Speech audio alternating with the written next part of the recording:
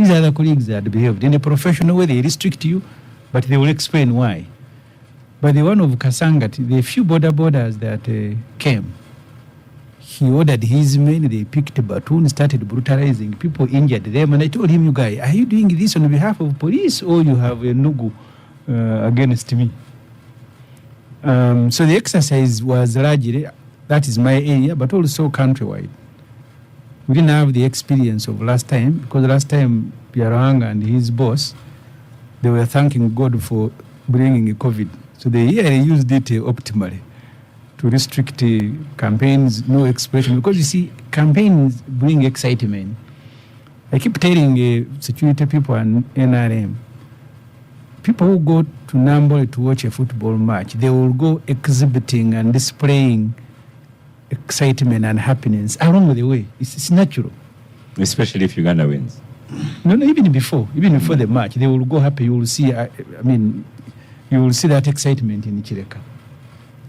But these fellows want us to hold funeral-like processions, which but even before, the thing that we used to do, there are restrictions this time with the campaigns, because in the last 2 times, for me to go for my nomination, I had a procession from my home to Wakiso and then back, and you meet no police.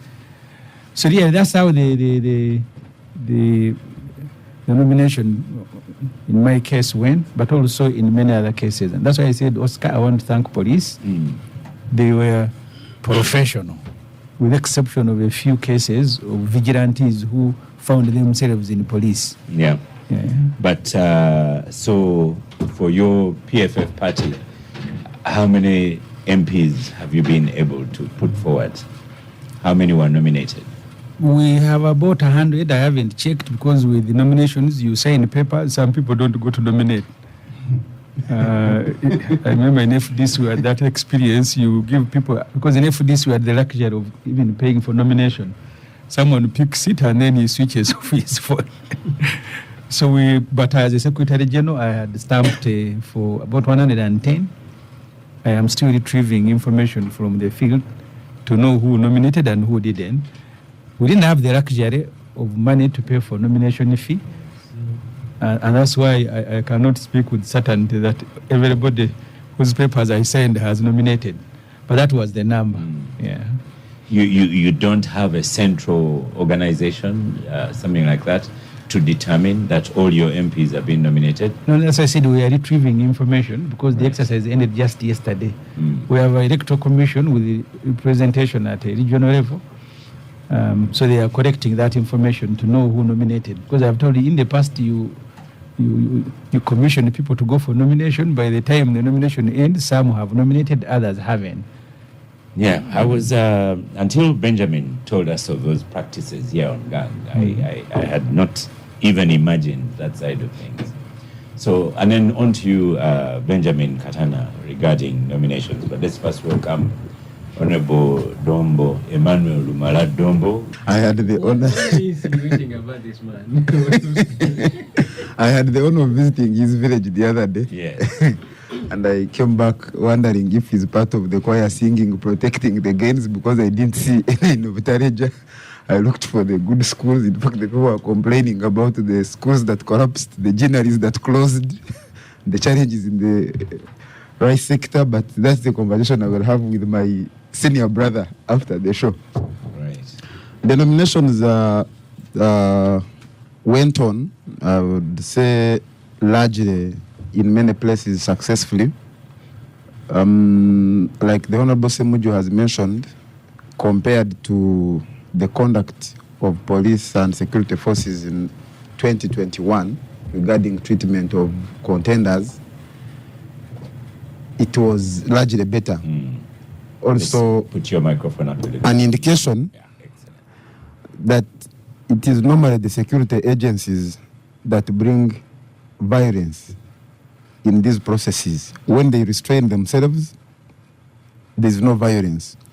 We, particularly as NUP, have had challenges in a number of constituencies where some of our contenders were barred from being nominated I think the most prominent example is in Bukedea, where even prior to the nomination day, we had our candidate removed from the voters' register, reportedly on the orders of the Speaker of Parliament, Anita Among, who is the area MP for Bukedea. We looked for an alternative candidate. We have been receiving mixed reports, but even this morning I received a voice note from her to the party leadership complaining of the ordeal that she went through, allegedly that she was, I would say, kidnapped, because it was not an arrest, and driven around until late in the night when she was dropped in Mukono. We have had similar challenges in Kakumiro. We have had similar challenges in Ruhinda North, and a number of other constituencies where very big people in NRM did not want to be contested against. We also had challenges in some parts of West Nile and the Acholi area, where most of the contenders had their families intimidated, the persons themselves intimidated. Yeah, but by and large, at least we do not have any of the contenders hurt.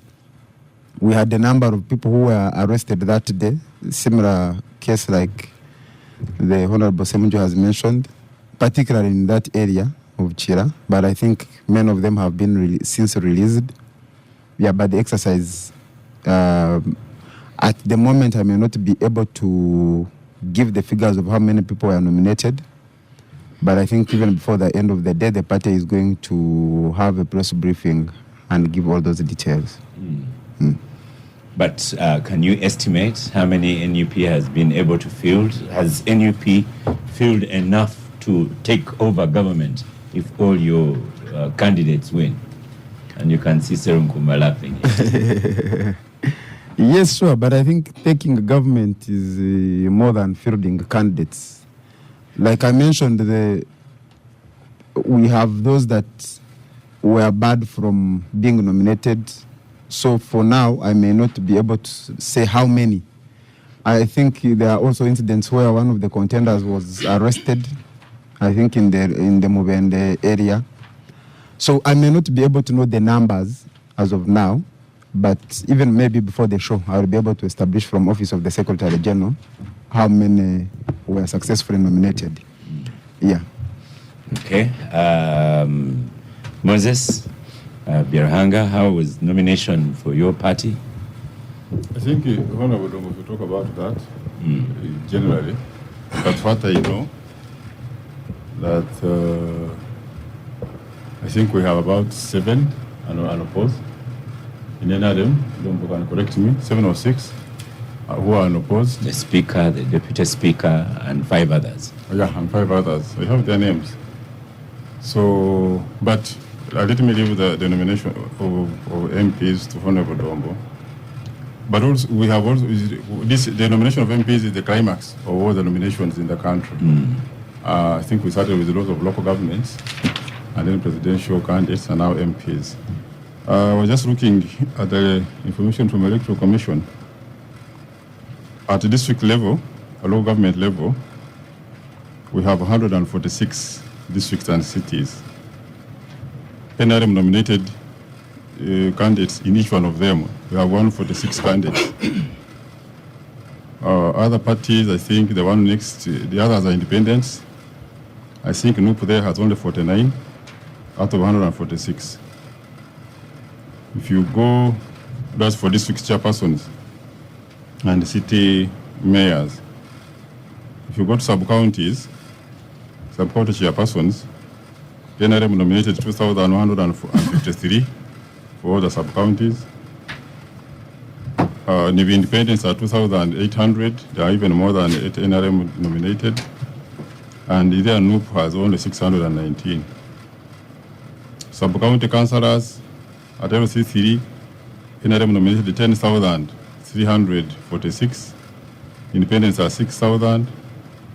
The other one next to us is NUP is 2,049. women councillors at sub-council level, NRM nominated 12,000. Independents are 4,000. NUP has 1,300. District councillors, NRM nominated 2,233. The independents are 2,500. I think NUP has 638.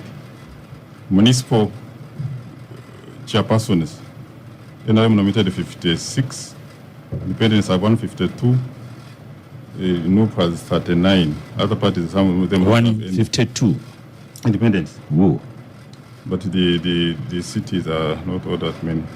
The district women councillors, NRM nominated 1,700. Independents are 1,200. The other person next to us is NUP is 300. So this tells you the country that if you're going for an election, if you don't have somebody to stand for you as a councillor somewhere or as a chairperson, it should really be a gigantic task to think you can even win a presidential area, any other election. Like the question you asked, Katana, that do you think if all you had nominated were to win, have you nominated everywhere? Definitely not. And I think, Mr. Katana, when you're talking about our party, we need to be genuine. You mentioned somebody who was arrested, in Kasand, I think, I heard about it. What happened, what I got, is that this person went, I think, people have been going to some of the areas where they manufacture receipts and so forth, went with a forged receipt that they have paid the nomination fee, which they had not. And then, in the campaigns, people report each other, even from the same party or in the other independent, so has done this. So they went and reported them that this one have a fake receipt. On finding, it was not a genuine URA receipt. And then now, the lawyers are there. They charge you with presenting forged documents. Now, that's not a question of that. Someone would go to stand against Anita Among with a forged receipt? No, I said in Kasanda. Okay. I said in Kasanda, I was specific. That's what I think. Okay. That somebody had a forged receipt from URA. Who need is to forge. That's what I'm following up. That's the very one who should forge because you're not sure you will stand. So if somebody goes, now you come here and say, our candidate was arrested, so you are unable to nominate. But if somebody has committed a crime, that's a crime. It's not for you as the party, but it's an individual crime. And you leave it at that. So, Honorable Dobo can talk about the MPs. Yes, I like how Moses Birahanga plays with figures and so on. He will respond and dismantle his very weak argument. Benjamin, did NUP pay for your candidates? Or each candidate paid their own? We paid for a number of them, not all of them. And it was on the basis of, because we did not have sufficient money, so we asked those with the challenges to write to the party and express the need to be supported. And on that basis, we were able to support a number of them, over 100, or about 150. Yeah. Okay. We couldn't afford to pay for each and every one of them. Would have loved to do that. Yes, but on the question of people being arrested at the point of nominations on flimsy grounds, this is not new in the history of Uganda. You remember in the 1980 elections, some people were arrested at the roadblock. I have always heard the hilarious story about the late Honorable Changamacho. But they said the policeman who could not even speak English stopped him at the roadblock and said, no, you cannot proceed to nomination because you don't know English. So these explanations that Moses is giving are not new. They are part of the shenanigans. That your candidate presented for the documents? That is yet to be proved by court. You can come here next Sunday. That is yet to be proved by court. You and I have not looked at it.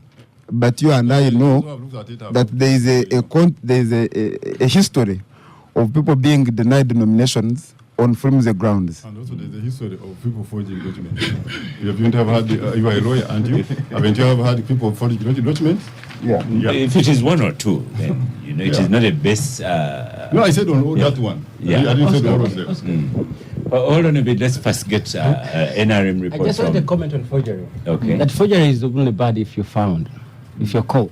Right. But if you go to the NRM side, it's a typical forging house.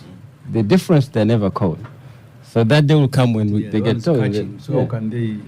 Because they are in the position to determine what is forged and not forged. What are you talking about? You want us to go into the details? Yeah, you go there. For now, What have you forged, you and I? Go with the details. for now, we are still doing nominations. Somebody has a forged document. I gave a theoretical position that forgery is the thing about power. That for those in power determine the forging. Okay. And their time comes when they also get caught for the forgery. Let's not divert from. Yes. To our friends who are listening, the Baganda have a saying. Your friends. They are Who are just saying have a saying that This is friends of KFM. gwe bakwatira mu kituli yaba omubbi, so gwe bakutte ne forgery gwe bakwatidde mu kituli, let them talk for themselves, other than imputing that because they have been arrested, So you have. there must be an equal number or more on the other side who haven't been caught. That one isn't there in the law. Therefore, agree with Serunkuma. Oh no. But let me ask the question first. How many were you able to get nominated for MPs? For us, we started the counting with those who came unopposed, because that's where we started. Because for us, talked about because that was a delivered good, and let me tell you that.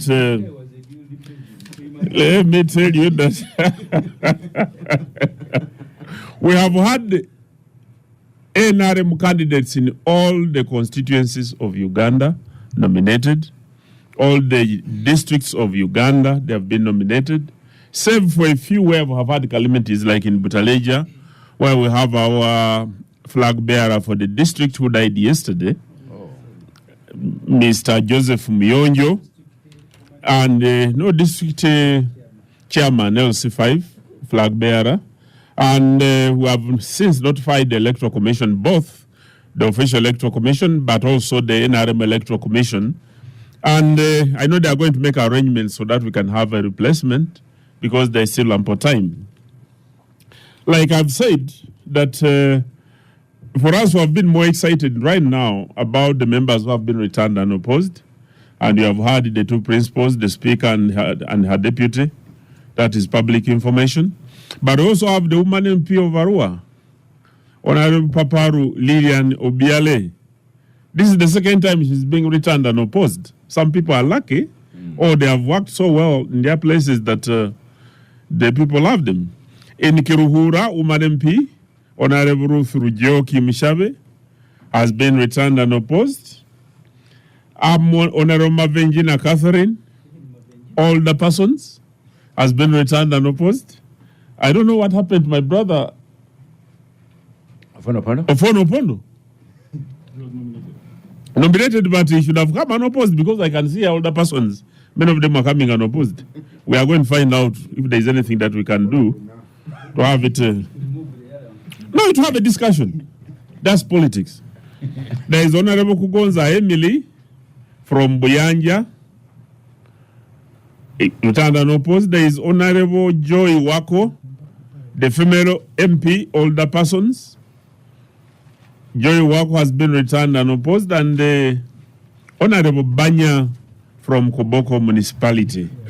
To us, we believe that by the time we go to the main elections, this number will keep growing, because Woman MP Rubirizi. The one for Koboko? Yes, that Emily. Koboko Banya. Emmanuel Banya. Banya, Mr. Banya. So we are still counting, and I want to tell you that this is an indication already of the population of Uganda. When we came here and demonstrated that we had numbers in the registers about 20 million, some people doubted. When they went to the primaries and they saw the massive turn-up, people doubted. When they have failed to raise candidates in those areas, now that confirms to them and speaks loud and clear. And we believe that now that the presidential campaigns are on, and you have seen how the performance has been happening and how to turn, that everything is going to be okay. But for my friend, you should have told me that you are going to Butaleja. If we had known earlier that you are going to visit, I could have hosted you at home so that you know what we do. Butaleja has its own challenges, but because you are there for the first time, now you have no comparison. You don't know what happened before and what is happening now.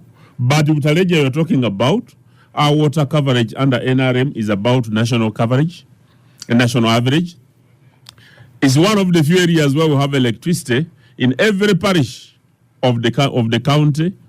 You saw the piped water being extended from Bali, a massive water project covering 2 town councils and the surroundings. And every sub-county has got health center 3 and a city school or secondary school.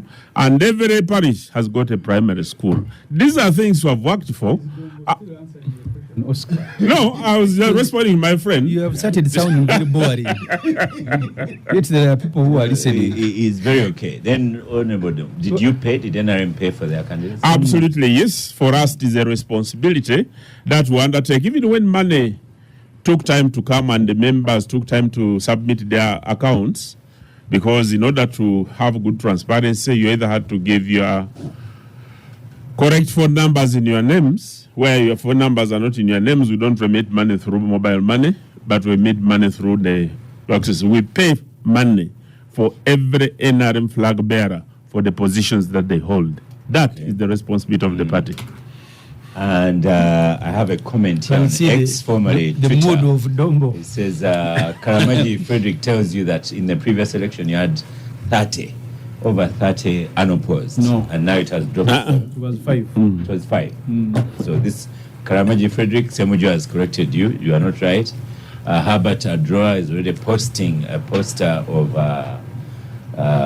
Mr. Emmanuel Banya.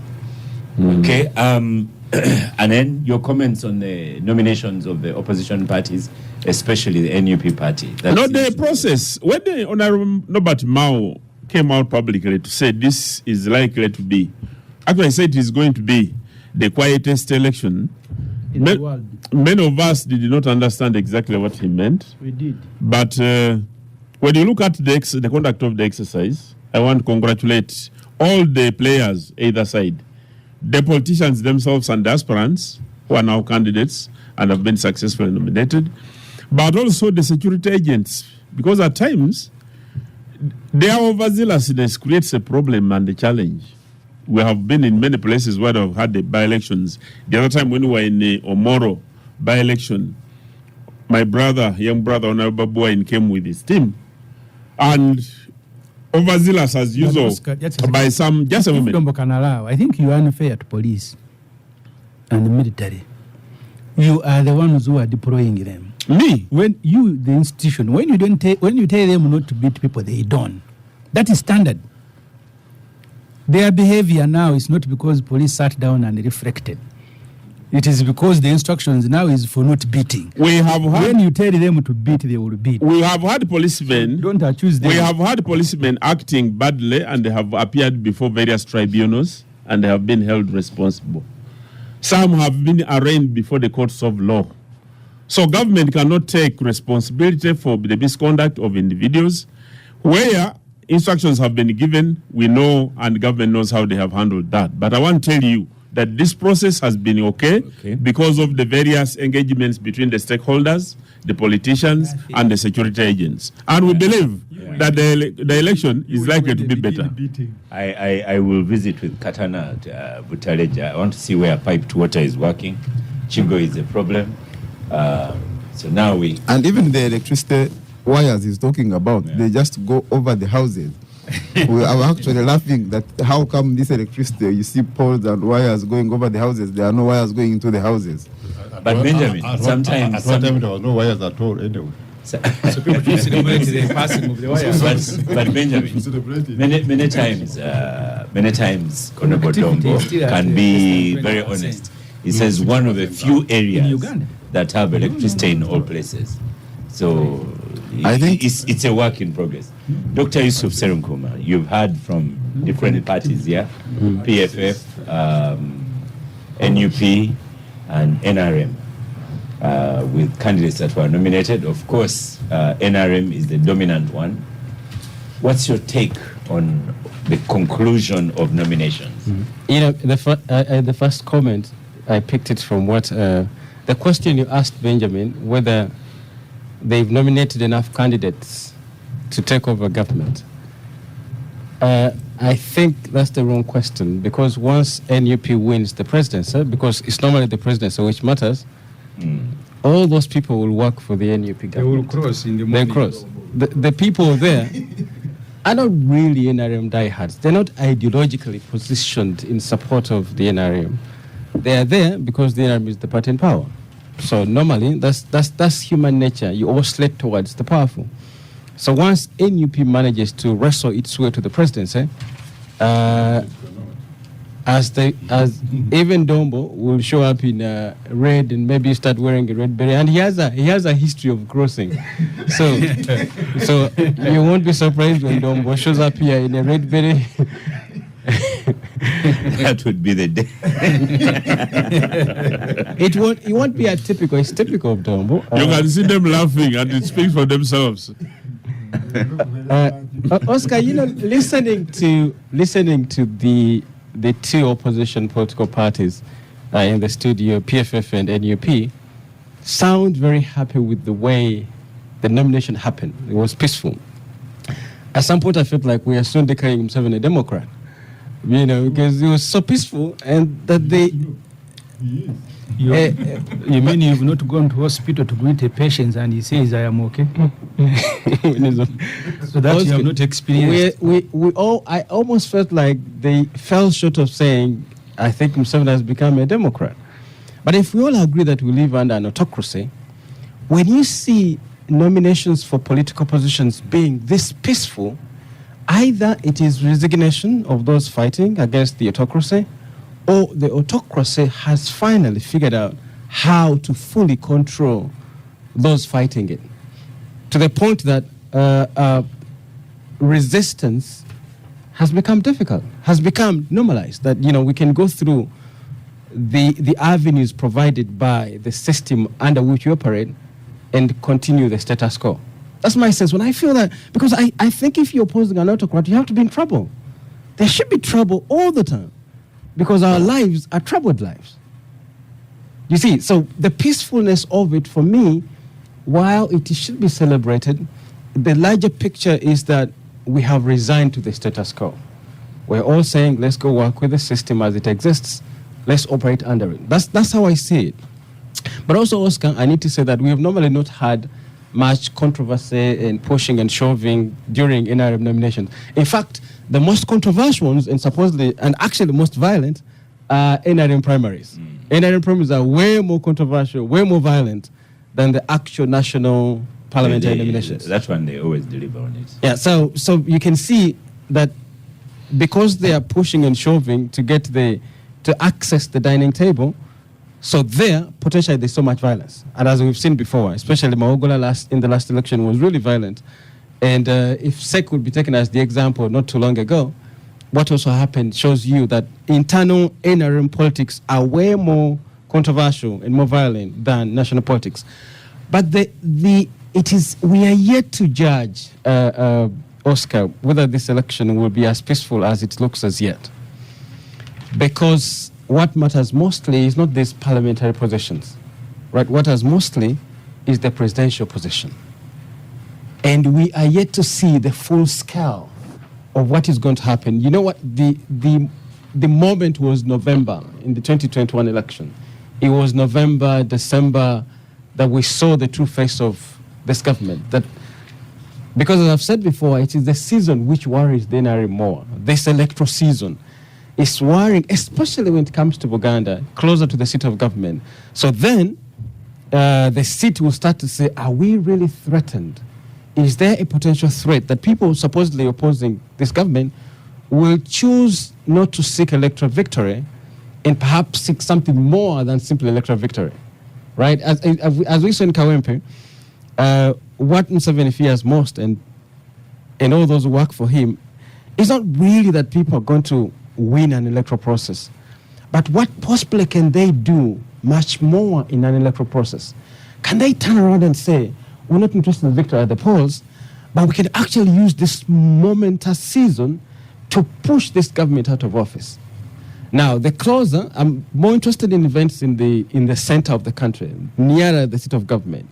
Say in Buganda, most especially, closer to Nakasero, closer to Entebbe. Those are the things that worry me more. That when we get closer to the seat of government, especially in the central region, as we move November, December, then we will see whether this election is actually as quieter as Norbert Mao said, or much more is to happen. But as yet, MP nominations, councillor nominations, those are generally peaceful, because they don't matter so much in the larger play of things.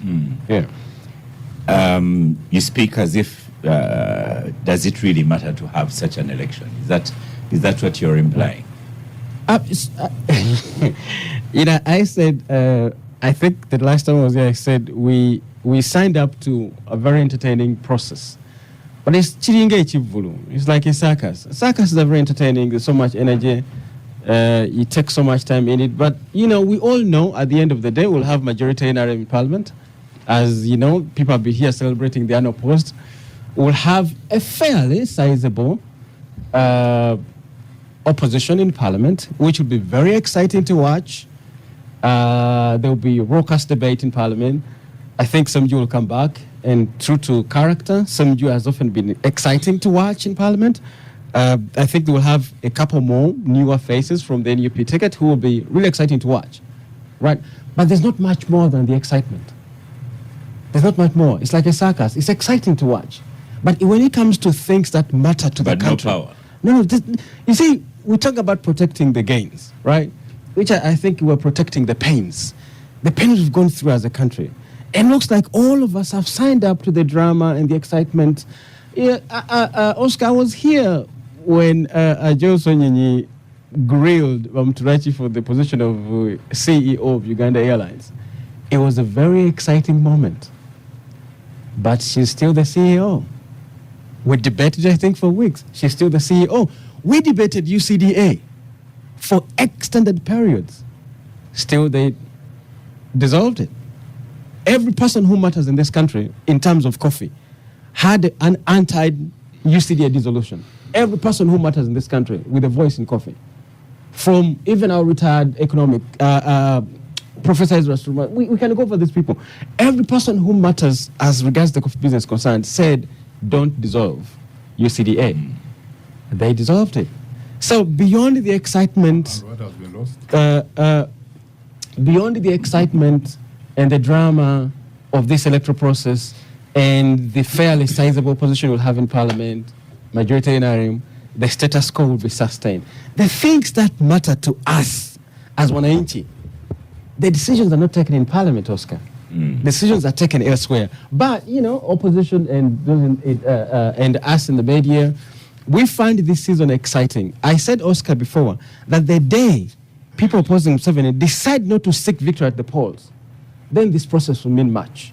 The day they say we're going into this process not to seek victory at the polls, but to use this process for something much more meaningful than simply taking the ballots and then, because we're not in charge of the counting, and then somebody is declared winner. The day that happens, and I enjoy, interestingly, it's actually what Museveni fears most, is that if these people turn around and say we're not actually going to just tick the ballot boxes, we want to actually use the season to push you, because Museveni, in his calculation, he's more prepared for such a possibility than simply taking the ballot boxes. Interesting view. That's worthy a discussion at another time. This feels like a football commentator. Yeah. He has argument for your loss and argument for your win. The same team. When you win, he will explain how good you are. When you lose, he will explain how bad you are. Yeah. And you can't be both. Oscar, we've lived in this country for the last 7 years. We've seen the electoral processes. We are at it 40 years into somebody's presidency. Nothing can be true after that. Well, Emmanuel Domba has told you that the process is very good, very democratic. They have an opposed people and so on. But Honorable Semujju and Benjamin Katana, tell us about the other political parties, opposition parties as well. Ant fielded. Do you know how many they fielded? FDC. At this stage, it's not simple to establish the figures until either they are published or they are accessed by people like Biaranga. At our level, you may not access this information until it is published. I don't think the Electoral Commission will give it to you.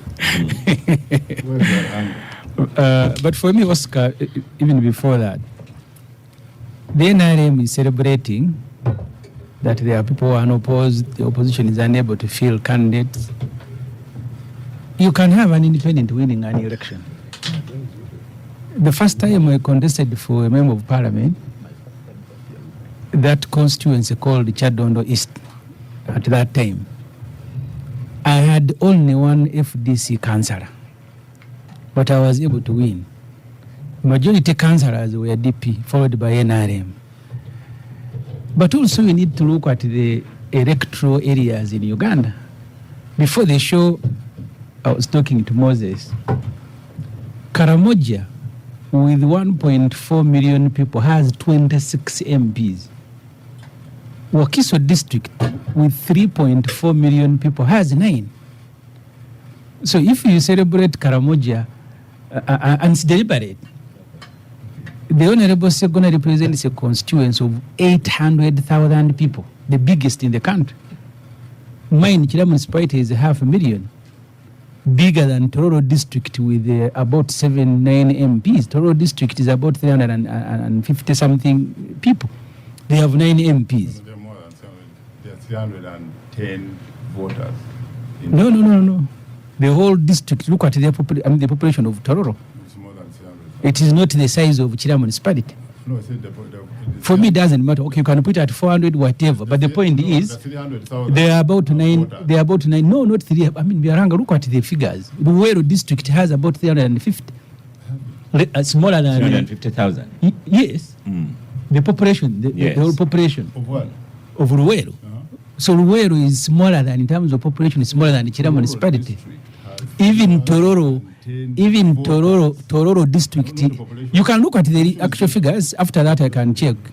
The population is smaller than Chira municipality, the whole of Tororo. But it's not 300,000. It doesn't matter. We can look at the figures. They have 9 You can MPs. accept it. 310,000. Okay, you can add. Voters. Eh? Those are voters. Those are not Yeah. voters. Those are not That voters. is registered here. Yeah, but you see, Segona's constituency is 800,000. The I'm not voters, disputing that. the voters are 300. So you mean Tororo with a smaller figure has the biggest voting population? You can look at the figures, Moses. Refresh yourself. So the point is, Oscar, Kampala with 1.5 million people, 10 MPs. Karamoja with less population, 26.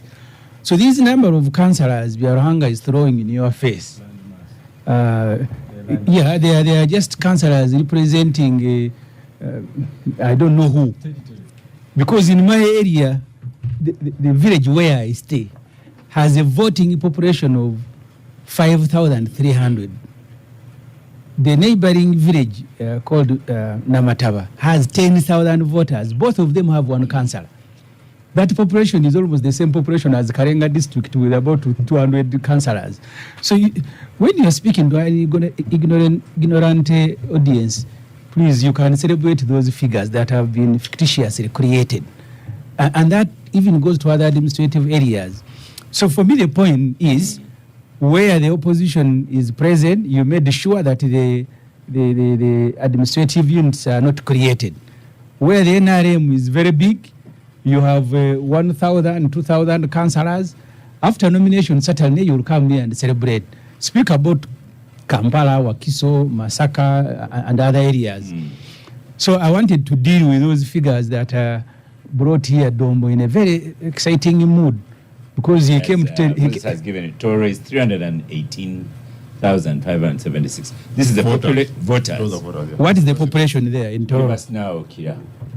No, I want the population because I have the figures of population from the National Bureau of Okay, Statistics. as you are as you're exchanging, what about Benjamin?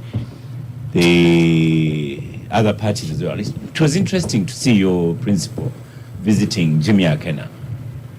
Principle. Yeah. I don't know if Moses has decided to cross even before power shift.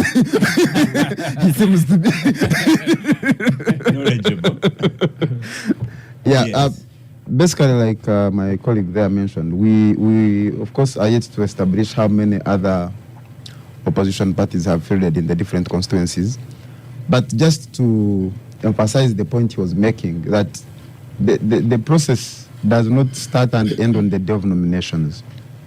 The gerrymandering, that where the NRM thinks they stand a better chance of getting many MPs, they fracture constituencies into so many. Here in Kampala and Wakiso, in this electoral cycle, they have merged the number of electoral areas. You find where there were 2 councillors, there is going to be 1. But in places that are less populated, you have the number of councillors increasing, the number of MPs increasing. But by and large, the opposition parties face similar challenges. Because the particular example I've given of Bukedea, the people who were blocked from contesting were not only the NUP prospective candidates, but even the FDC candidate, the independent candidate. So these challenges cut across. They are not restricted to a singular political party. The other aspect associated with that question of fielding of candidates is the money factor. That in many places, actually across the country, I think all these parties could find people to run for these electoral processes, but they do not have the money even to pay for nomination fees. Yet these political parties do not have money. Ugandans are yet to, many of them, to develop a culture, but of supporting financially their political parties, but also many of them don't even have the money. So you have some, because for us, the people who missed out on account of not being able to pay, even when we are ready to contribute for them, are very many. So I believe that other political parties even faced worse challenges in terms of raising money. Because if you are going to nominate even just 50 people, you are talking about over 150 million. These parties have no revenue. They have no means of generating income. So it becomes a problem. You didn't collect from the primaries. But Yes. you haven't answered the question I asked. Meeting with the Jimmy Akena, the president of the other UPC, are you building alliances? Is Jimmy Akena, did he manage to register for MP, or he has lost out completely? Yeah, I'm not certain if he got nominated to run for MP, but we have been having conversations with all political actors on our side, even PFF people, ANT. FDC. We have not had conversations with NRM people because the NRM people are having conversations with the DP and other groups. So, and I think Mao summarized that now there are 2 groups. There's a group of NRM, DP, and the other actors. But we have been having conversations because it is important that as people who are interested in seeing a new trajectory in the affairs of our country, that we have conversations. And it also goes a long way to confirm that we are never opposed to the idea of principled and transparent conversations with people that do not belong to our political party. Let me get Honorable Dombo to close this out. You know, interesting things are emerging in this election, Honorable Dombo. First of all, Mao is now standing for MP, not presidential candidate. Yeah. He was supposed to be presidential candidate. Then, if NUP is approaching UPC, but the principal of UPC, Jimmy Akena, is also with NRM. So, how does it? What will it be like going forward? When NRM came to power, there is one fundamental thing that was introduced in Uganda. The people, especially those in leadership, President Museveni formed a broad-based government. And because of the broad base, progressively, people have found it better to work together, even when there are areas of disagreement, but Uganda becomes the ultimate that we are all working and building. So people discussing and going ahead to have discussions is something that is very good, and I want to thank my brother for their application to join the iPod. If they had done that earlier, perhaps the question you're asking wouldn't have arisen, because we would have known that we were meeting in iPod. But now that they have made the application, they will get us there, and we shall have discussions on how best we can improve the governance of this country. The most exciting thing which is being talked about in Lango and the Lira town is that Honorable Chagulanyi drove on a brand new road to go to Akokoro to meet the President General of UPC, or the President of UPC, and they were mesmerized at the level of development and transformation that is taking place in the north. So to us, as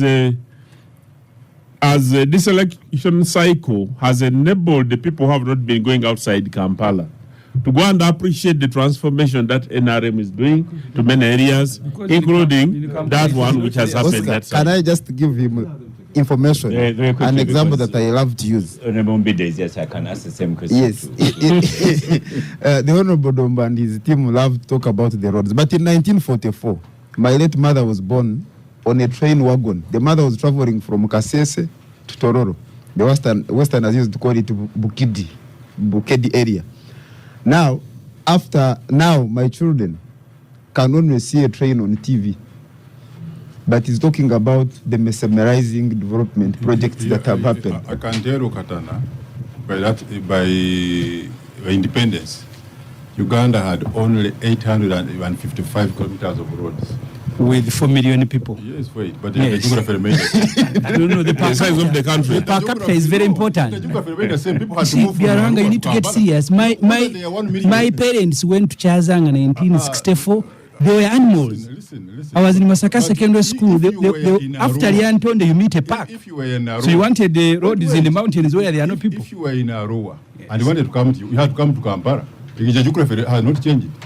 The population has Yes, changed. yes, that's true. There were no The geography- settlements. So, meaning So you wanted the roads meaning leading that to people nowhere. should have The, moved. the revenue has increased Meaning that people should because have the moved. number of people has also Are you increased. saying? Welcome to We Ghana. can look at the Tamaka per Honorable capita. Mbide. Yes. Yes. You can look at it. Hey. You can look at it. Today we are 50 million Well, people. Honorable Mbide, Thank you. I take it you're a little bit late because you are from Masaka. Buwekula, actually. Buwekula.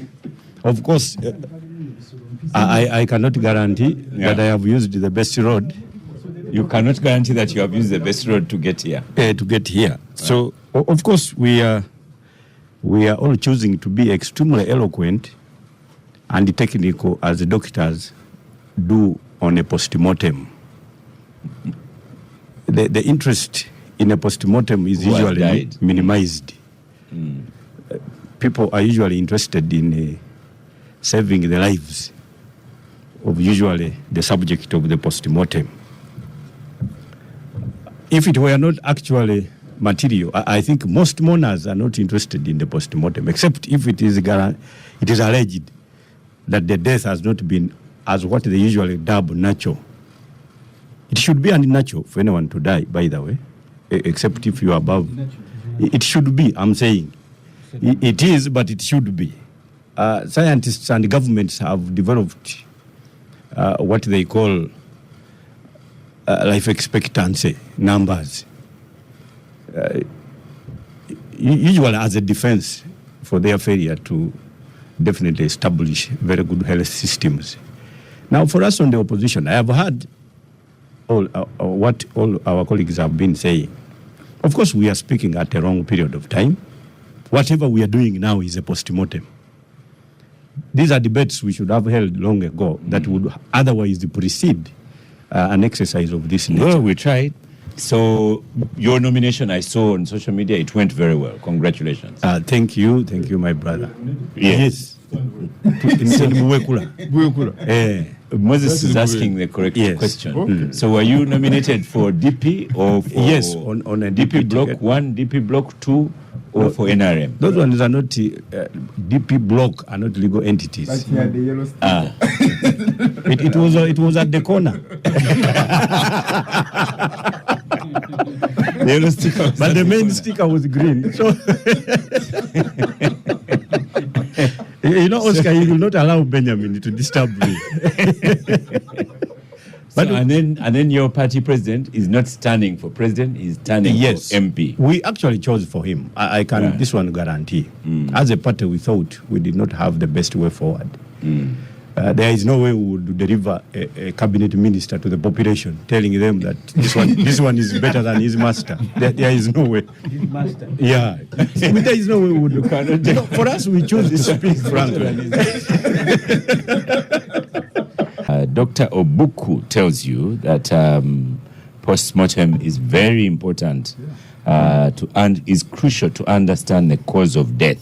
And he's saying, why is Ndugu Dombo now recognizing PPR Kena as UPC president when his very government refused to do so via its electoral commission?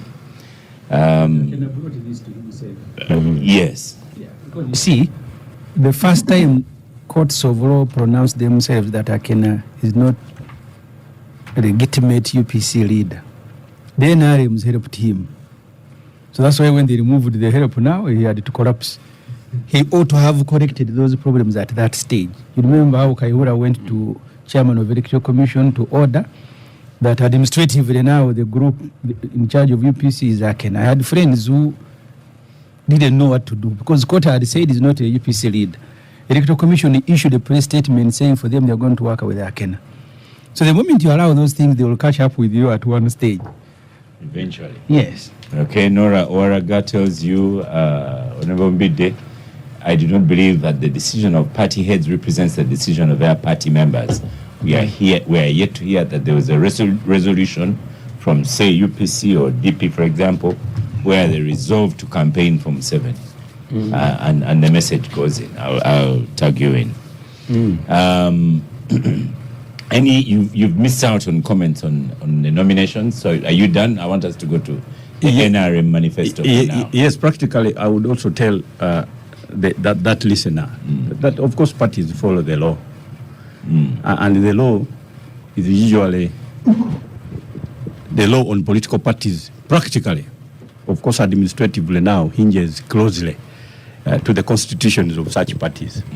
For example, our constitution, Article 27, gives the party president the position of chief spokesperson with the ability and the sagacity to make any statements, but with a disclaimer that such statements can actually be overturned or ratified in a meeting of any other next executive committee. So clearly, when the president makes a statement, it becomes an embodiment until, of course, it is addressed by the political party. Most of our players, though, choose to play outside the Democratic Party box. They don't get elected to positions of authority within the party. And accordingly, each time the party sits, somebody is a huge member of parliament, but is not a member of the National Executive Committee. And you find that he begins vending opinions that are actually anti-party to the extent that he gets lost. Most of them have actually gotten lost. They started vending opinions of other political parties to the extent that when those political parties arrived at their own party cards, now they are seemingly lost. Most of them are carrying symbols, others a snake, a hoe. You see, because now they are lost. Our symbol is a hoe. How are you going to market such symbols, new symbols to your population? A symbol of a snake? Yeah, you see. I didn't know that one now. Anyway, and Sengoba tells you, Honorable Dombo, that Chagulanyi traveled in a road built using taxpayers' money. 1986 to 2025, the NRM government has since claimed to have added over 5,200 kilometers of new tarmac roads, meaning that every year they have tarmacked 133.4 kilometers only, which takes us to Moses Biaruhanga on the manifesto of NRM. I've shared some highlights here. But before the manifesto, you see, Semujju was saying that where the NRM is less in terms of support, there are fewer political offices in terms of MPs and so forth. But you forget that when these constituencies are being created, NRM had a majority in some of these places. No, that's notwithstanding. And even for look at any area like Karamoja. Yes, Karamoja has more MPs than Wakiso. Wakiso has a bigger population, but Karamoja also has a bigger geography. In terms of geography, you cannot compare. I don't know how many Wakisos can fit into Karamoja. So if we were to go by maybe population density, you will have an MP traversing like from here to Masaka, just that's being one constituency. So you have to look at different scenarios. Yes, population, geography, other historical issues. Like the IC, they look small. Total population 8,000. Yes, but they also need representation in terms of, that's why we have had some of these constituencies created here. There was a time we were creating constituencies even within Uganda, and there was a whole of Polaburu from Mengo saying don't touch Uganda. So what do? We kept quiet. No, so it was there. So I've been here for some time. What did they say? 2026 to 2031. Question of districts. So in terms of districts and sub-counties, say don't touch here. We said okay. Now you're quarreling. 2026. We're just giving you the right figures. 2026 to 2031. Now, but also protecting the gains. But before protecting the gains, as we leap into the high middle income status. And the professor here was talking about here in Uganda, blah, blah. You see, when you look at the population in Uganda, you're saying no. You said blah blah. When he's around Uganda, you will feel the people here can feel that they want, instead of doing the vote, probably they could use the other means of force. In a democracy we have created here, which is part of the gains. People know that you change the government by vote. By shooting at the population. And when you are also looking at the country, you can't say, okay, Semujju was saying, the councillors, those ones represent so few people. But see, if you look at population and voter distribution in Uganda, I can show you, Eastern Uganda, for instance, has 5.3 million voters. Western Uganda has 5.4 million voters. Northern Uganda has 3.8 million voters. All those are represented. Uganda has 6.8 million voters. Out of that, 3 million are within Kampala and Wakiso. And your fear?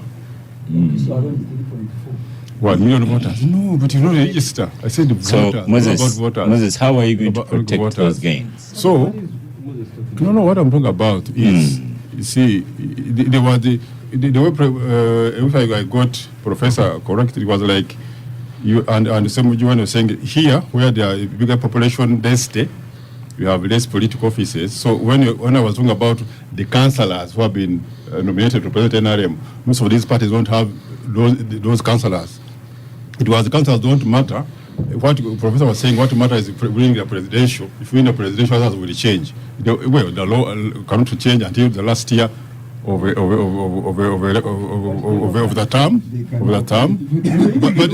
But even that cannot. You see, what makes you win partly, say in Kisoro, those councillors you are underrating, they campaign for themselves and for the presidential candidate. The reason why you're going to lose there, you can say, me, after all, I have a presidential candidate. I have not have councillor candidates everywhere in the country. That alone is a weakness on any presidential candidate who doesn't have such an infrastructure in terms of campaign. You've made the point. Protecting the gains. As we leap into, his microphone is not on, protecting the gains as we leap into high middle income status. Yes. So a lot of people are asking what gains? Oh, a lot. In every sector. If you start with the economy of Uganda today is doing much better than it has ever done before. In many years in the past, Uganda, like now in the last financial year, Uganda exports was $10.3 billion, which we have never achieved before. Out of that, we can say export of say manufactured goods alone was about $2.5 billion. Now, you can imagine many years ago, Uganda... Manufactured goods to where? Where are we exporting? We're exporting manufactured goods. across the region, in Congo, in South Sudan, in Rwanda, in Kenya. Manufactured goods. Yes, Yes. yes. You check. Cement, sugar, milk, are being exported, and these are same goods. soda, beer. Many years ago, were all gold and imported. coffee. No. Forget about gold. Just manufactured goods. Gold is not manufactured to those levels. Now, if you come to the structure and the size of the economy alone, we have been able to double the economy. Today, our economy is $61 billion. By end of this financial year, it will be $66.1 billion. Having grown from $3.9 billion in 1986. So all these are the gains we are protecting. If you go across the sectors, we talk about roads here. We talk about roads. By 1986, we had 1,000 kilometers of bad roads. Then, today we are talking of 6,300 kilometers of good roads, of tarmac roads. Notwithstanding that about 1,300 roads are under construction already. So by the time we finish even this financial year, we have gone about 7,600 kilometers of tarmac roads in Uganda. That's why I was looking at photos when the president was in the north. Oh, most of those roads leading from one district to another are all tarmac roads, good tarmac roads, good tarmac roads. Go in the water sector. I was the other day. Today, 81% of the villages in Uganda, each has access to a clean water source. It used to be so low in the past.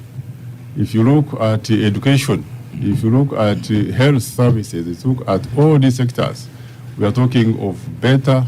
You know, when we don't have water in Chigo, I'm about to ban anyone talking about water. Well, the water in Chigo, that's what we can find out from National Water and Sewage Corporation. It could be issue of pipes and so on and so forth. What I know, what has been happening at the National Water and Sewage Corporation, because of population density going up within Kampala and Wakiso, there was an issue of pressure and so forth, but they are putting out a big reservoir here within Kawempe to increase the pressure and the water services within Kampala Wakiso region. That's all ongoing works, and it will be completed soon. But if you look at electricity, both generation and expansion, today only 2 districts in Uganda are not yet connected to the national grid, that is Buvuma and Bobonji. Well, now, where you go to the districts, they are talking about electricity at least being connected to all the sub-counties. And in many of the sub-counties, you find that the districts are, say, 26 sub-counties, maybe 20 or 19 of them are already connected to electricity, to the national grid. If you look at generation itself, by 1986, Uganda was generating 60 megawatts of electricity, while installed capacity then was 150 megawatts. Today we are generating 2,052 megawatts of electricity. All that, all those are gains. If you go, those are gains. If you go like in education, today in primary schools we have 12,549 primary schools in the country. And teachers are striking. And so many teachers. Today we have 147,000 teachers in primary school alone. The issue of strike is those are being sorted out. Issue of salary payments and so forth, because salary comes from revenue generated. You're not generating enough revenue, or the revenue, or there are so many demands on the revenue. Our line has been we shall progressively, and we have done so, improve on the welfare and salaries of all public servants. We have been doing it progressively. Almost every year there is some incremental salaries to the public servants, especially the lower cadres. You can sound contradictory if you're saying teachers don't have money because there's no money. I said we have gains progressively. You see, where do you get salaries? Salaries are got from tax revenue, and our line has been expand the areas of tax revenue. Like now, when we are doing more on manufacturing, expanding manufacturing. When you expand manufacturing, when you invest in PDM, people don't rate how PDM affects positively the economy. I've heard the new president saying that they're going to abolish PDM. Well, that would be very unfortunate. We have so far spent about $3.1 trillion shillings in Uganda on PDM, benefiting about 3.4 million households. Yesterday I was checking figures in Acholi. In Acholi sub-region alone, we have reached 45% of the households in Acholi under PDM. Under PDM. Because I highlighted here the previous manifesto and what you're promising as well, and I like that you picked up on PDM. You spent 350 billion with people benefiting. What is the definition of benefiting? The beneficiary households, those who receive the money and invest it in whatever activity they are doing. So when are you going to profile the investments that they have made from PDM? Because you know the expenditure, you know the households that have received. Now, when will you highlight the impact? When you will tell us that using this money, Uganda was able to do this? You see, during the recent tour, when the president was touring in the country, he was meeting. For some of you, it was public knowledge. It was videos and so forth. People were saying, "Oh, the president is spending so much money to go and see only one person." So that was profiling, and it is there. Fine, it's good to talk about pigs. People who have invested in piggery. I went to Luwero some time back, in 2023, met somebody who said he received 1 million shillings. He bought 5 pigs. At the time I had visited them, because they were meeting PDM beneficiaries in the sub-county of Ruwero, he had 5 million on his account after having sold like twice. And so who started with 1 million, he was saying he has 5 million. So at some point you profile all those people and say this is what PDM has done. They're there. Even here in Kampala, I can take you to some of them. You should. I should take you. You had one person here with a forged receipt. You don't want to go and away. You talked about it a lot. No, so now you need also to talk a lot about PDM beneficiaries. I can take you to Kampala. Yes. Here, not very far, even today after the show. Well, maybe not today, but any other day you are free to some of the beneficiaries in Kampala. And because those are near you, so that you see them. I'll be free and I'll escort you to see them. So how is PDM? Because the way you describe that receipt, the forged one, I also want you to describe beneficiaries of PDM. The beneficiaries are, you can go and see, Semujju is here as an MP. They are not there. I can show them. That's why when the president visited, you assembled the children who are washing vehicles, gave them money. Those you see, the tours of M7 are very interesting. I was there myself. He carries money to the beneficiaries. I was there myself. I thought they have made the money themselves. Let Moses finish. In Ikira, yes. I have your microphone on, Moses. Moses. Yeah. Lives have not changed completely. Many have changed. You see, how does PDM impact on this? You see, like those people, like the person I told you, who said he had started with 1 million, he now had 5 million. That one is in Luwero. In Luwero, and I mean across the country. Now, these people, you are going to get one PDM project almost employs 2 people. Employs like 2 people. Other people are employed by that project. When they are earning money, they spend on expenditure.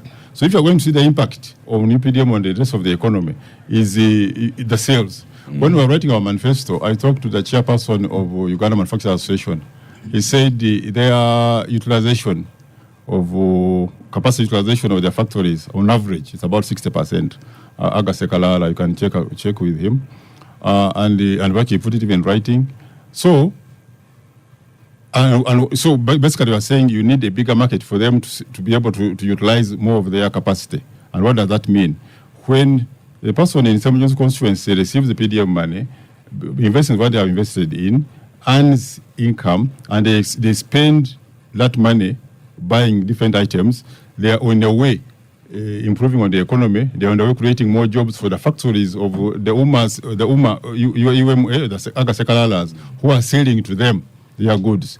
So and the country benefits through taxation. When those commodities are being bought, there is a VAT on them, and then that's why you get more money to spend on roads, on education, on health, and so forth. Okay. So PDM for us is a very good project.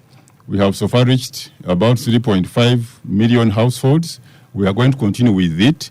Here in the urban areas of Kampala and Wakiso, we have said in our manifesto, instead of giving them 100 million per year, we are going to be giving them 300 million so that we reach out to more people because of population density, Semujju has been talking about. We are going also to expand it and put a fund for the leaders, about 15 million per year, so that the leaders can also have money to borrow from. We're also going to create the one for the school leavers, the university leavers, who have, even the clergy. They have approached us. We are going to have also a fund for religious leaders, so that they can. Many of them at the lower Teachers, level, we have also approached them. at the lower levels of religious leaders, like for instance, imams in mosques, they don't get a salary. Many of them we have been talking to them, have been engaging them. The other 2 weeks ago, I was meeting imams in Kivoga. About 3 months ago, I met imams in Gomba. They tell you that for us, we don't earn a salary.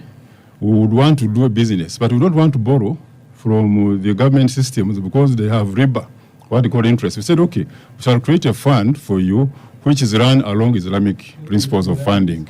Moses, I want you to first pause a bit and others talk about. Just finish with that last sentence.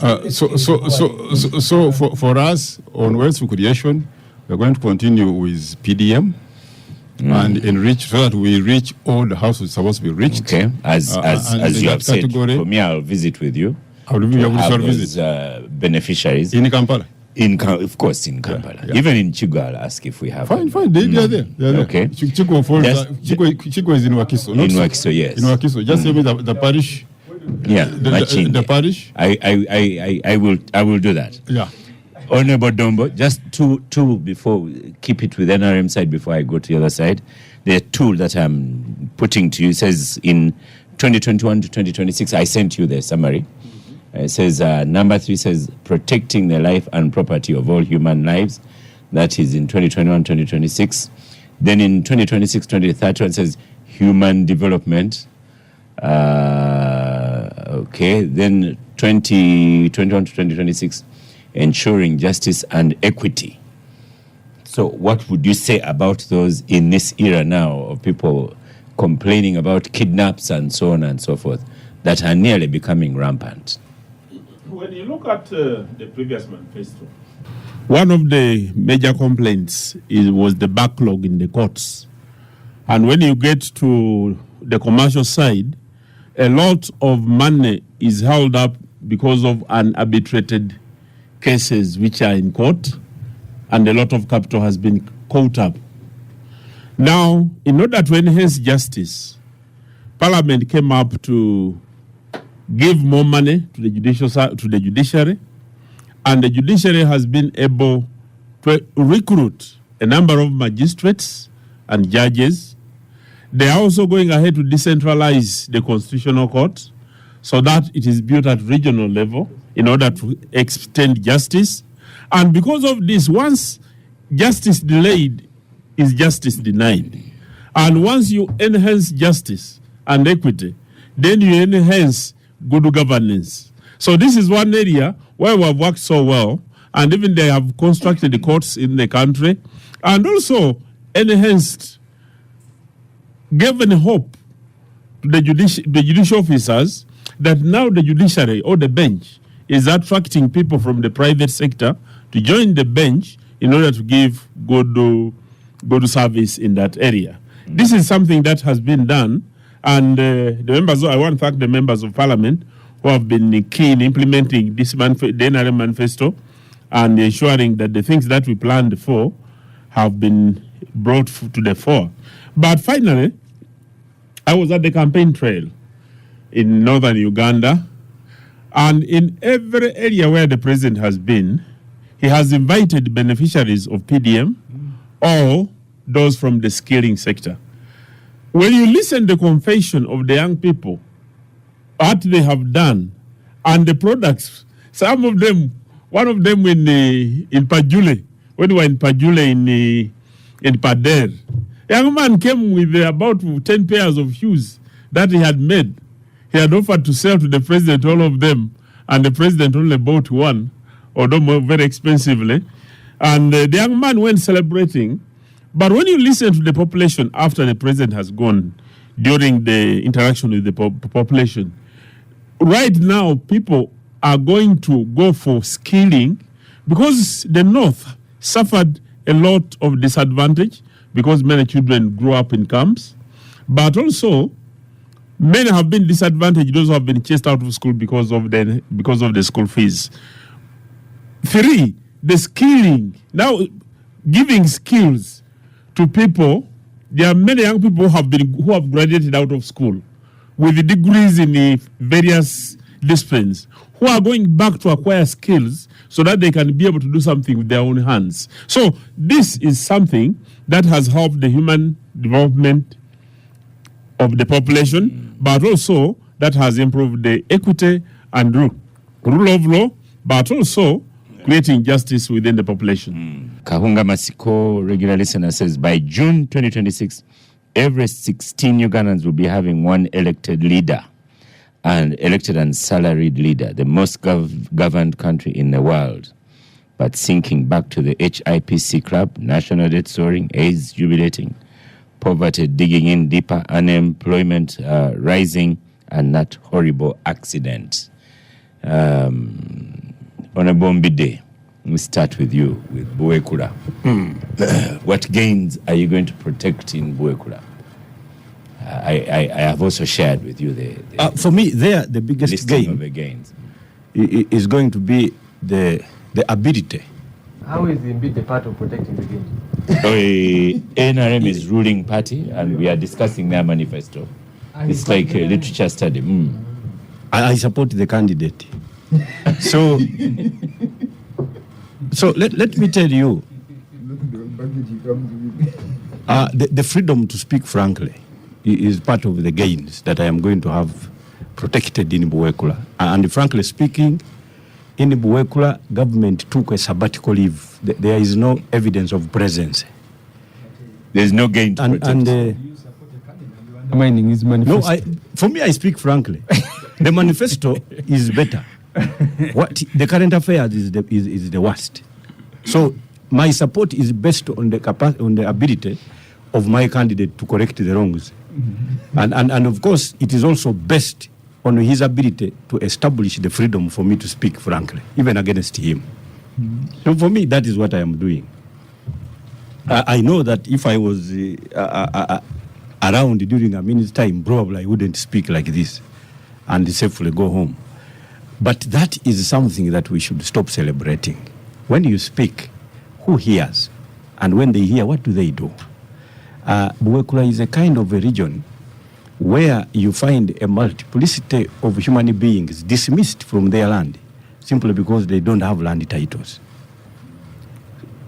In the total disregard of the presence of the Land Amendment Act 2010, which gives this almost similar powers to Chibanja holders as those, of course, born to a person with registered interests. It is disheartening because this is a condition that cannot be guided by market forces.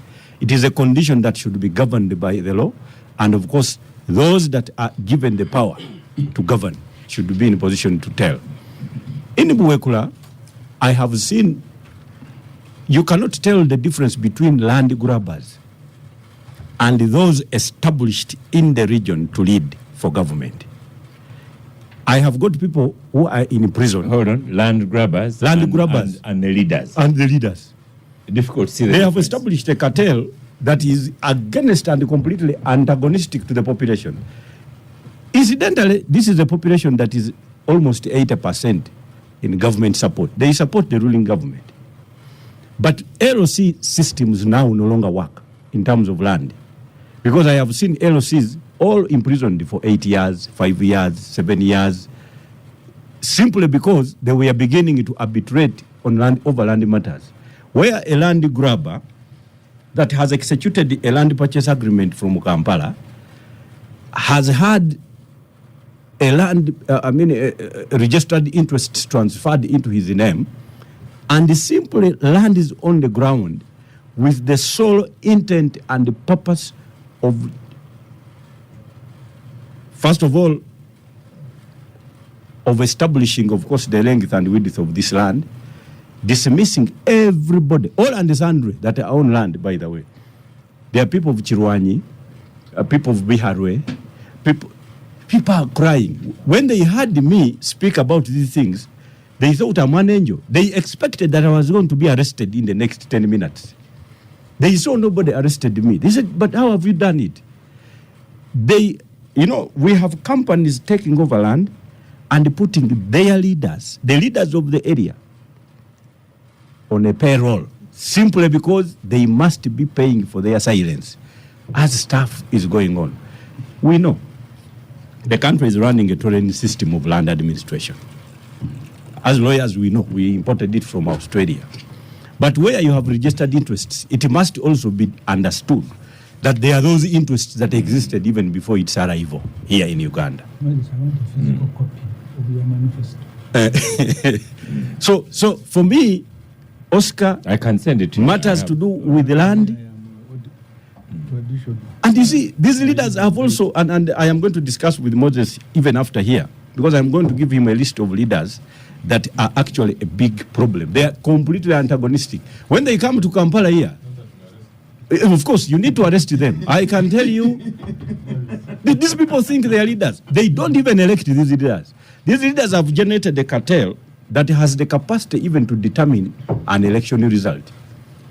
So the aftermath of an election that they called NRM primaries, I would like you to come on ground, Moses. I will make sure I invite all the NRM leaders and you get first-hand information of what the population really are talking about. It is completely the opposite of what their leaders indicate. I have found what Moses is saying here. What he's saying here, completely antagonistic and different. You're protecting the game.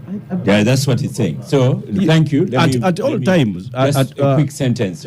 Professor, I'm confused. of course it is there. You're So, confusing. no, I am not confusing. I'm factual. The country is confusing. But you're saying you're No, but the man who has decided all Yusuf, of that. Yusuf, hold on. I am representing the country as confused as it is. So you carry this one as factual. It is factual. So I have told you I am utilizing the simple gain of being allowed to do this. Okay. For me, that is what I am. It is the overriding necessity that I am actually trying to come up with.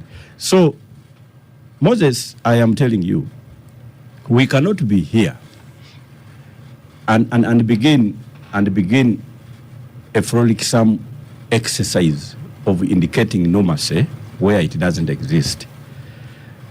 We have got leaders that are actually misleaders. And I have got a full record of these people. And the country and the government needs to take stock.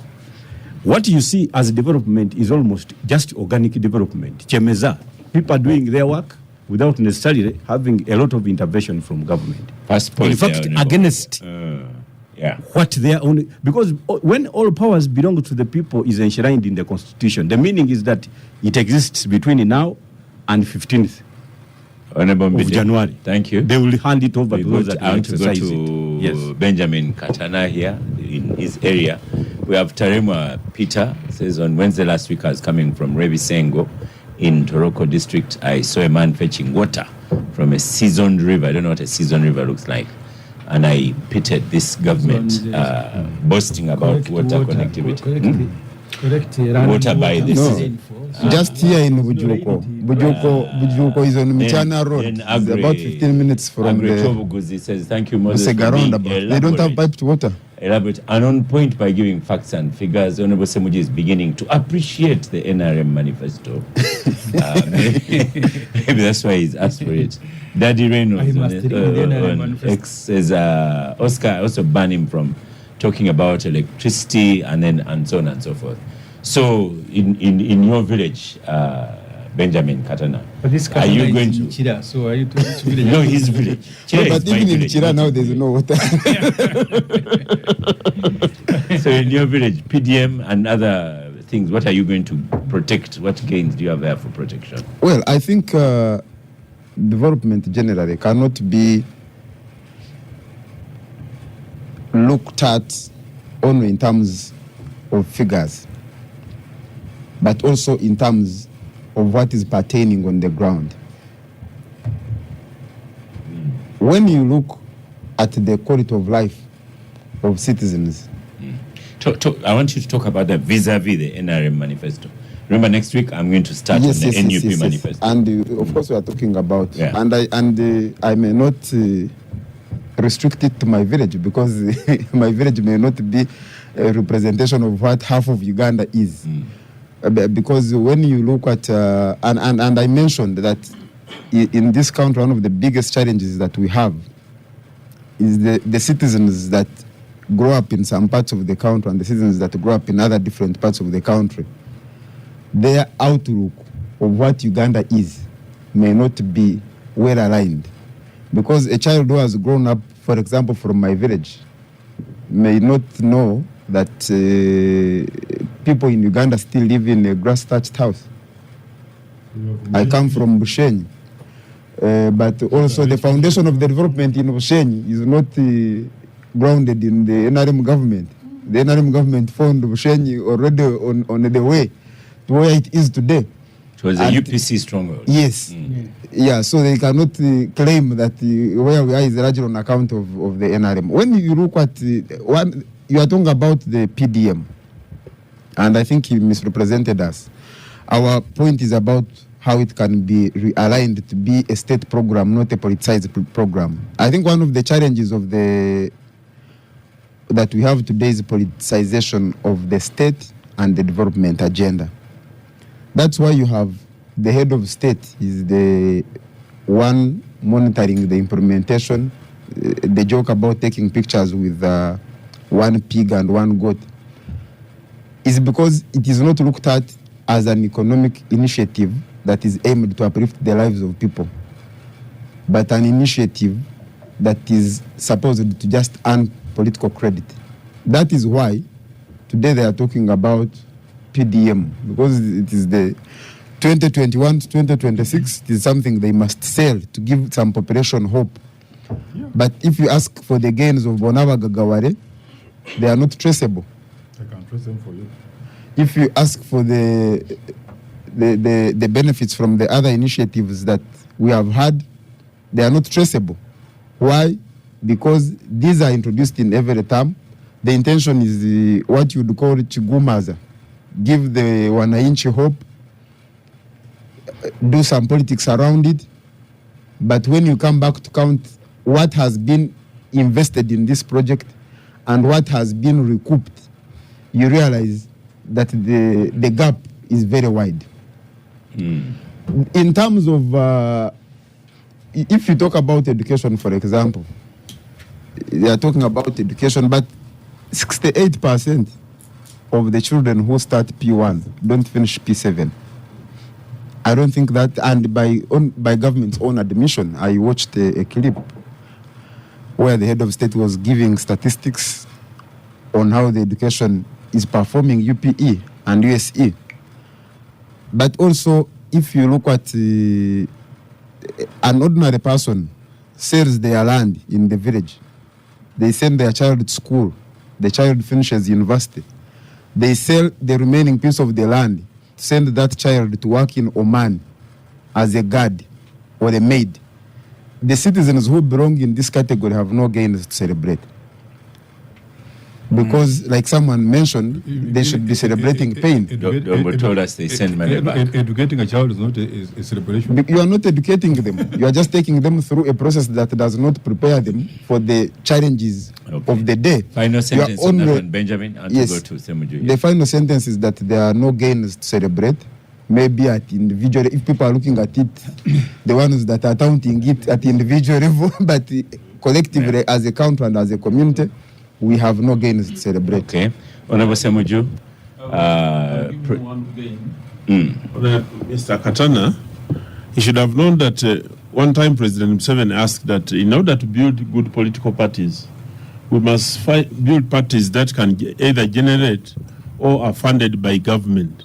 Now, when the government decides to provide money for funding parties, when the Lupo applied to join the iPod, this is a game which Lupo is struggling to join, and that must be supported. Must vulgarize every See, Oscar, where politics, yes, where politics gets bad, Dombo was in Parliament when the law on political parties and organizations act was enacted.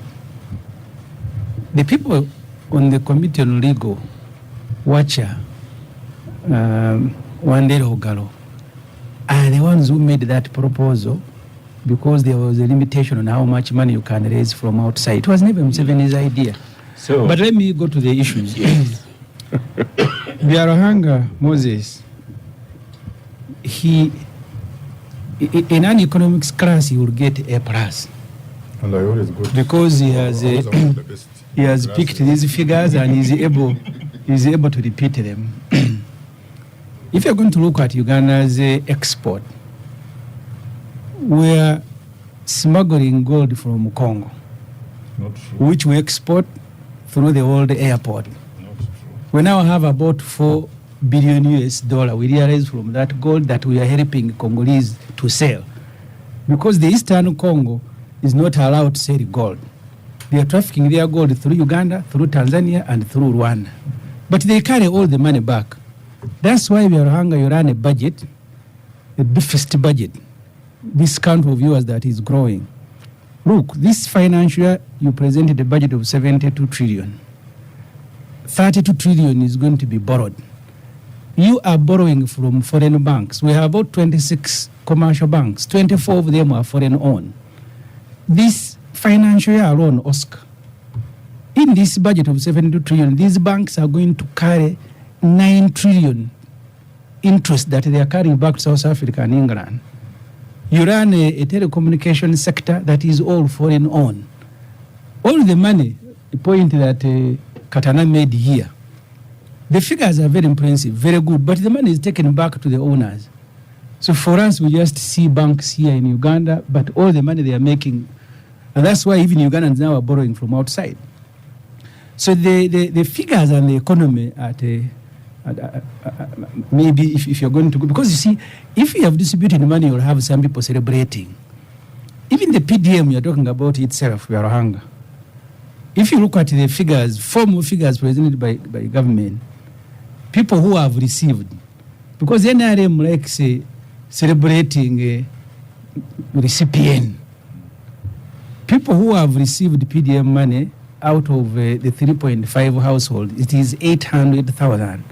And each household, you are counting one person. Those are not figures that would have changed the country in 3 years. It is not possible. But you begin, so you are celebrating the distribution, not the change in life. That's why when Oscar asked you, he said, I will take you. If people's lives have changed, must Byarahanga be the one to carry me to see the change. So you are celebrating the distribution of money. You are not celebrating. You're not celebrating the what the money has done.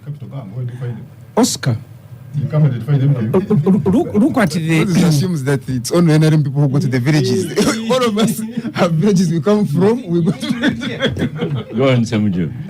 You just have to look at the structure of the economy. And I've said this many times when you're debating budget. The recent Bank of Uganda report on financial capability, the Bank of Uganda told you in the whole country we have 2.7 million people who own bank accounts. And of those who earn $1 million and above are 1%. Majority of people whose figures you now present to the country earn below 150. I have many of them in my constituents. They work to Azam, work to all other factories, and a day they earn 5,000. But Byarahanga will aggregate them and he will tell you your own figures. Look, you have by the labor policy of 2011 between 14 and 64%. I mean between 14 and 64 age. That's supposed to be the labor force in Uganda. Only 9 million are working, but of those who are working in those small factories. So 14 million people are not working. You have youth aged between 18 and 30, 10 million. 5.2 are neither in school nor in employment. They are in trading centers discussing arsenal. You've not been able to provide for them what you have done as a policy, which you now want us to celebrate, is clustering them into gangs, ghetto, so that they go and beat people and steal their phones. So countries, Byarahanga, don't celebrate it, because you see, even a street child will grow. And then someone will claim that that child is growing because of me. Maybe sometimes you'll even grow better than those who are under care. So what the NRM has done, and I have said this many times, every government has made a contribution. You don't judge success against the worst, because that's what they do. Look at electricity, which you were speaking about earlier. Only 21% in Uganda, the population, only 21% have access to electricity just for lighting. Majority of the country don't use, just 21%. They are the ones who use it for Solar lighting. power has helped. Solar power is about 25%. Yeah. So Can I tell you that? the investment we made in the energy sector was not for lighting bedrooms. Was an investment on borrowed money, which was supposed to help people do business and so on and so forth. If you can allow me, okay. Yeah, because you gave Moses a lot of time. It was his manifesto. So yeah, we can continue. Yeah, but the manifesto is not Moses' manifesto. It is. Yeah, we are going to continue the discussion, but for now, you have to present it. Yusuf. So Oscar, a comment came in here on an earlier conversation that from a lawyer called Peter Magela. They sued government for creating constituencies without following the law. Article 63 requires that constituencies should be created based on the population quotas, and they should be based on national census. So court has set next week, 27th, to make a decision on this. So the point that Semujju was making earlier is 120% valid. So are we Oscar, a court ruling? Oscar is coming next week. Oscar. Well, you know, one of the things that we are really out of time, Yusuf. Don't get distracted. Speak to the existence of. Speak to the microphone. You know, I think M7 sold this Biarhanga as a rodeo. There is no way I could be 40 years in power and I don't have an ally of mine in big money. Owning a bank, maybe owning a telecom, maybe owning a major mining corporation. These people are happy to receive commissions. We have coffee in Tonga. No, but that coffee machine thrives on the government taxpayers' money. 70% of our coffee is sold by... We have mega yogurt today. These people are as poor as all of us. If you took them away from government, they'll fall on bad times. This man giving us coffee is as broke as us. The difference is that he is close to power. Oscar, how do you govern a country for 40 years and you don't have any of your friends in big money? You see, the day we read our national budget, we are reading their profits and their deals and their cuts, commissions, that M7's closest allies are content to receive commissions and they are protecting the gains. Basically, they are looking towards the next commission.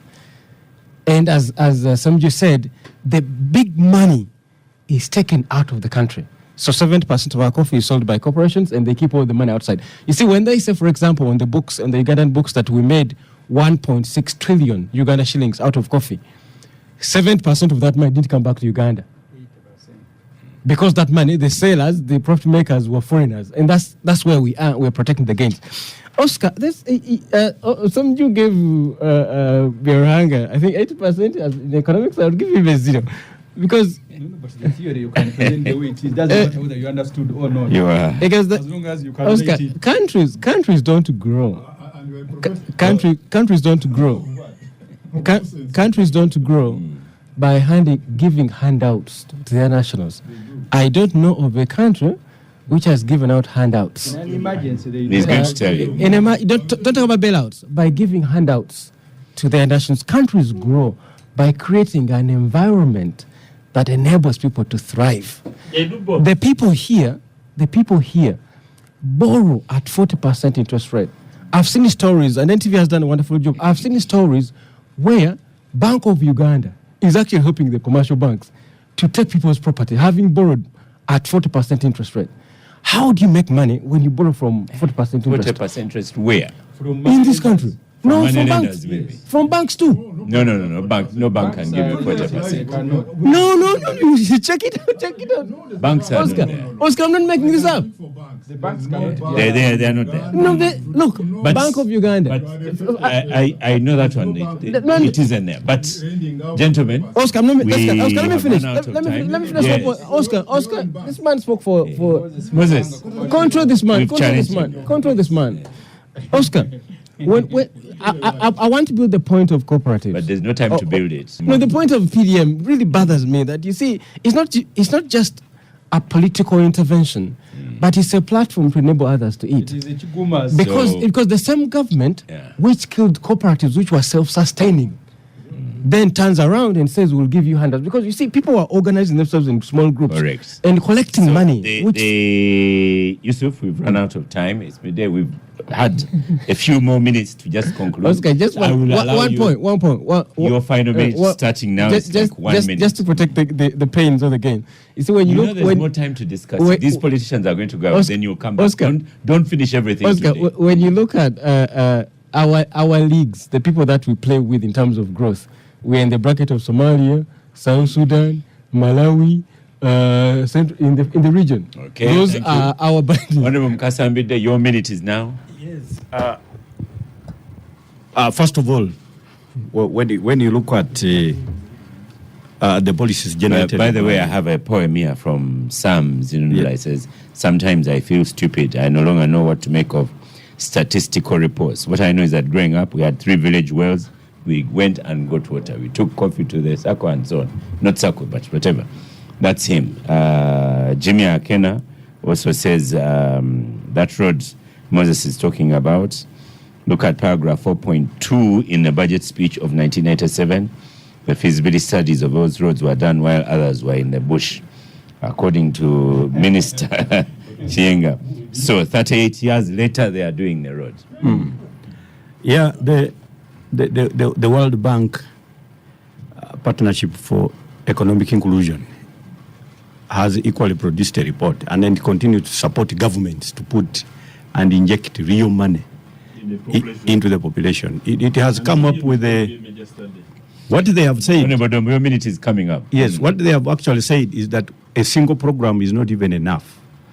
They have identified that poverty itself, while I am, you only look at have a all, minute. you look at all Please procedures, continue. quantitative If you respond to easing your and all minute, that, we'll go away. and most of them actually refer to actual money, because you have to create a volume of transactions right from village level up to the top, and that is what ultimately transmits into the overall GDP.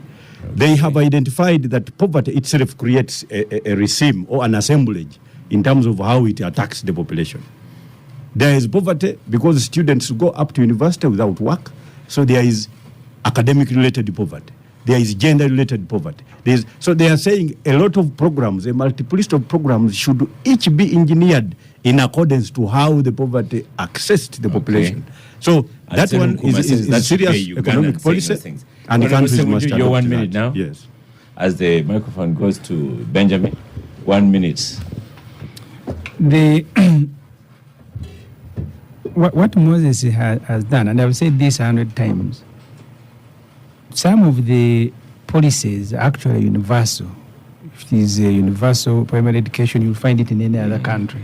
I sometimes also So tell him the- what Namfi used to tell him, that if you throw a bean near a tree, it Yeah, will it grow. will germinate. The difference is that people make. And Dombo gave us the Lusoga version. Yeah. So the NRM has been very poor, even by its own account, Poor in what? in implementation. Oscar, we borrow money here.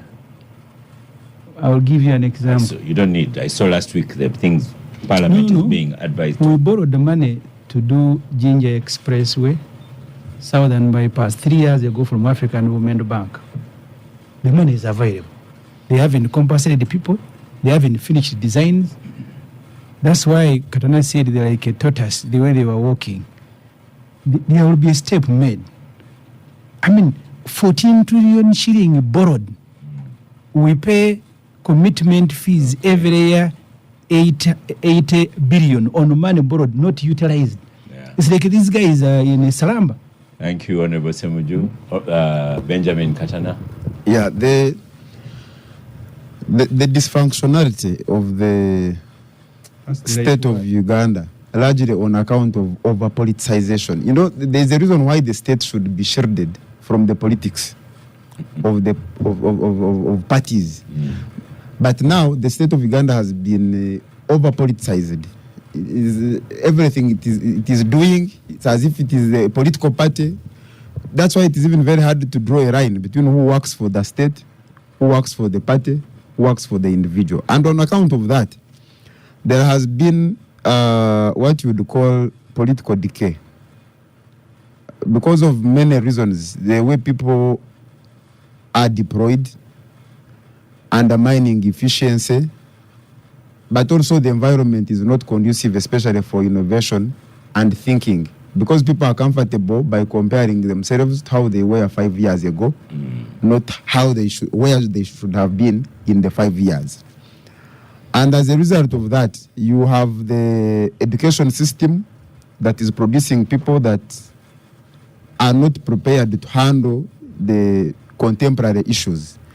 And therefore, they will have the degrees, but they will not have the skills that will enable them, even if they are to be exported as labor, as skilled labor. That's why that our people who will go to Dubai are going to be working as cleaners, as opposed to the ones who are coming from Singapore, who are going to run the banks. And therefore, considering the time spent by the NRM government in power, the 40 years or so, and where we have reached, the speed, to re-emphasize what has been said, has been so slow. Thank you. So there are no gains to protect. Emmanuel Dombo, you 1 minute? You're not getting a minute out of his politicians. Oscar. No. You are done. Oscar, the effect of winning a presidential election is that you legally get taxpayers' money to fund a political party manifesto. Now, it is correct. This program here was a political program under a manifesto, currently being funded by taxpayers' money. So what he calls over-politicization, I don't understand it, when the genesis is the political manifesto you presented this that we presented so we are before the population. You can't stop here, Honorable Dombo. Moses Biarwanga, you finish it off. You have all of 2 minutes. Yeah, on finishing it off, on PDM, I'll just give you an example of Acholi sub-region. In Acholi sub-region, we have so far spent 192 billion, which has reached 191,000 households, which is 41% of the households in Acholi have already benefited from PDM. Now, Katana here said that I was getting them wrong on PDM. Well, when his party president was in Busoga, I watched a video where he was saying he's going to abolish PDM. He didn't say going to improve it. He says he's going to abolish. He will abolish it. So, Katana should come out clear. Semujju says he'll abolish it.